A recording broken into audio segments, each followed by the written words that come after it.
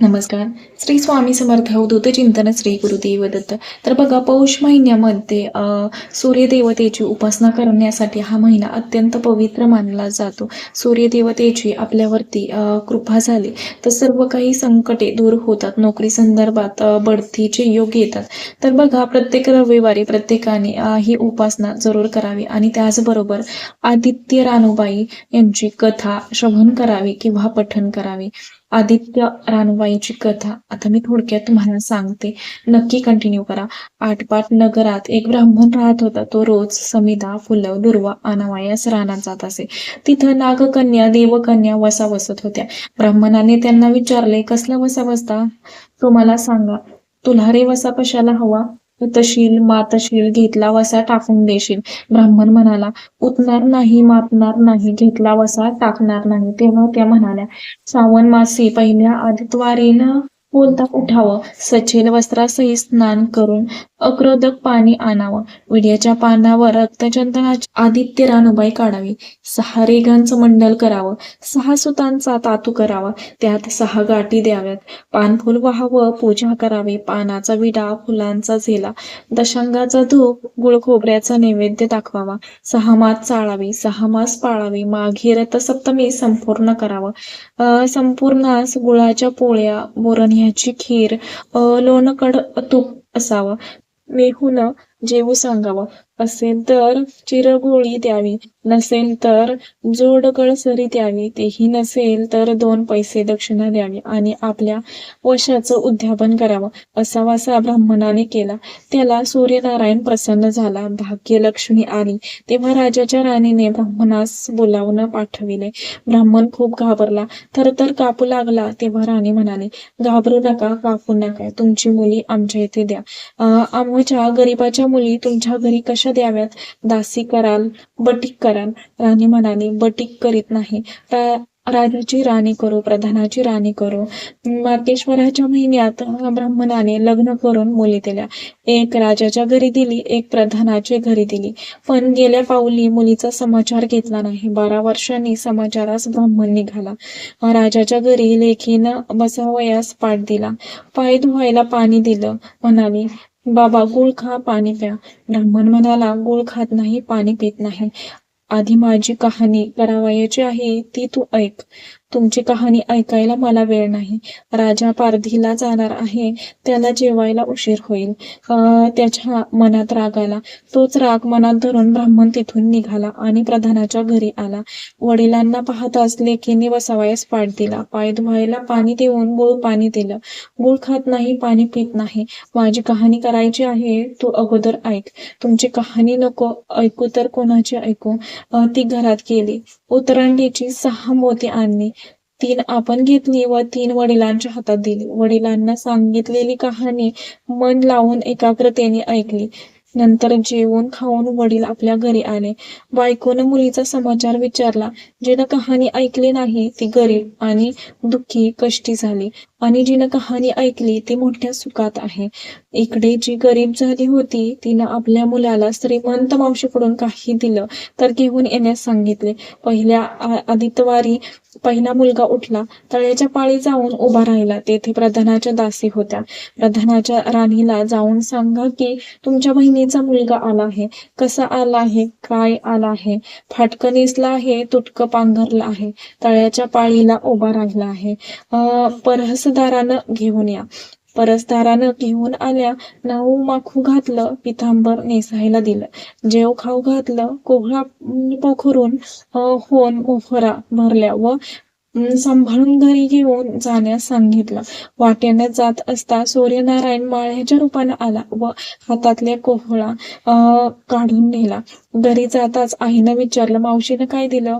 देवानं दिलं पण कर्मानं नेलं. कर्माचं फळ पुढं उभं राहिलं. मावशीनं दिलं पण ते सर्व गेलं. दुसऱ्या आदित्यवारी दुसरा मुलगा गेला. प्रधानाच्या राणीनं त्याला घरी नेलं. नाहू माखू घातलं, नेसायला पितांबरा दिला, जेवू खाऊ घातलं, काठी पोखरून सोनं भरून दिली, व न विसरता सांभाळून घरी नेण्यास सांगितले. वाटेत सूर्यनारायण गुराख्याच्या रूपानं आला व काठी काढून घेतली. घरी गेला. घडलेली गोष्ट राणीला सांगितली. देवानं दिलं पण कर्मानं नेलं. तिसऱ्या आदितवारी तिसरा मुलगा गेला. तळ्याच्या पाळी उभा राहिला. त्यालाही पहिल्यासारखं प्रधानाचे घरी नेऊन त्याचा योग्य आदर सत्कार केला व नारळ पोखरून होनामोहरांनी भरून दिला व सांभाळून घरी नेण्यास सांगितले. घरी जाताना विहिरीच्या काठी नारळ ठेवून पाणी प्यायला विहिरीत उतरला. तोच नारळ गडगडत विहिरीत पडला. घरी जाऊन आईला म्हणाला, आई ग, मावशीनं दिलं पण दैवानं ते सर्व बुडालं. चौथ्या आदितवारी चौथा मुलगा गेला. तळ्याच्या पाळी उभा राहिला. त्यालाही पहिल्यासारखं राणीनं घरी नेलं. त्याचा योग्य आदर सत्कार केला. त्याला दह्याची शिदोरी होनामोहरा घालून बरोबरी दिली. सूर्यनारायण घारीच्या रूपाने आला व शिदोरी घेऊन गेला. घरी येऊन आईला सांगितलं, आई, मावशीनं दिलं पण दैवाने ते सर्व नेलं. पाचव्या आदितवारी पण उठली. तळ्याच्या काठी उभी राहिली. दासीने तिचा निरोप तिच्या बहिणीला सांगितला. बहिणीनं तिलाही परसदारानं घरी नेलं. नाहूमाखू घातलं, साडी चोळी नेसायला दिली. प्रधानाची राणी आदित्यवाराची कहाणी करू लागली. काय वसा करतेस ते मला सांग. बहीण म्हणाली, वडिलांची कहाणी ऐकली नाहीस म्हणून तुला दारिद्र्य आलं. राजाच्या राणीनं यावर उपाय विचारला. तेव्हा तिनं वसा सांगितला. ती बहिणीच्या घरी राहिली. श्रावणात सांगितल्याप्रमाणे सूर्यनारायणची पूजा केली. इकडे राजाला भाग्य आलं. राजाने छत्र चांबर नेऊन बोलावून केलं. राजा येताच ती घरी जायला निघाली. एकमेकींना बहिणींनी अहेर केले. वाटेने निघाली. पहिल्या मजले स्वयंपाक केला. राजाला वाढलं, मुलांना वाढलं, आपलं पान वाढून घेतलं. तोच कहाणीची आठवण झाली. हाकार केला. डांगोरा पिटला. कोणी उपाशी आहे का शोधण्यास सांगितले. कोणी उपाशी नव्हता. वाटेनं एक मोळी विक्या चालला होता. त्याला कहाणी ऐकायला बोलावलं. तो मोळी म्हणाला, तुझ्या बाईची कहाणी ऐकून मला काय फळ, माझं पोट भरलं पाहिजे. असं म्हणून तो राणीकडे आला. राणीनं 6 मोती घेतली. 3 त्याला दिली व 3 आपल्या हातात ठेवली व मनोभावे कहाणी सांगितली. त्याने मोठ्या भक्तीने ऐकली. त्याची मोळी सोन्याची झाली. तो म्हणाला, कहाणी ऐकल्यास एवढं फळ, मग वसा घेतल्यास किती मोठं फळ मिळेल. काय वसा आहे तो मला सांगा. राणीनं तो उठणार नाही, मातणार नाही याची कबुली करून घेतली व वसा सांगितला. दुसऱ्या मजलेस राणीनं स्वयंपाक केला. मुलांना राजाला वाढलं. आपलं पान वाढून घेताच कहाणीची आठवण झाली. हकारा करून कोणी उपाशी नाही ना याचा शोध घेतला. माळ्याच्या विहिरीला पाणी लागत नव्हतं. त्याचा मळा पिकत नव्हता. असं एक माळी चिंता करीत बसला होता. त्याला कहाणी ऐकण्यास बोलावलं. तो आला. राणीनं 6 मोती घेऊन 3 आपण घेतली. 3 माळ्याला दिली. राणीनं मनोभावे कहाणी सांगितली. त्याने चित्तभावे ऐकली. मळा पिकू लागला. विहिरीला पाणी आलं. तो म्हणाला, कहाणी ऐकल्यावर एवढं फळ, मग वसा घेतल्याचं काय फळ. काय वसा असेल तो मला सांगा. मग राणीनं त्याला वसा सांगितला. तिसऱ्या मजलेस स्वयंपाक केला. मुलांना वाढलं. राजाला वाढलं. आपलं पान वाढून घेताच कहाणीची आठवण झाली. नगरात कोणी उपाशी नाही ना याचा शोध घेतला. एक म्हातारी व तिचा मुलगा वनात गेला होता.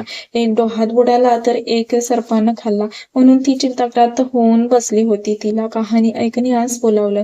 राणीनं तिला पहिल्याप्रमाणे कहाणी सांगितली. तिची 2 मुलं आली. कहाणी ऐकल्यास एवढं फळ तर वसा घेतल्याचं फळ मोठंच असणार. तेव्हा वसा सांगण्यास सांगितले. मग राणीनं तिलाही वसा सांगितला.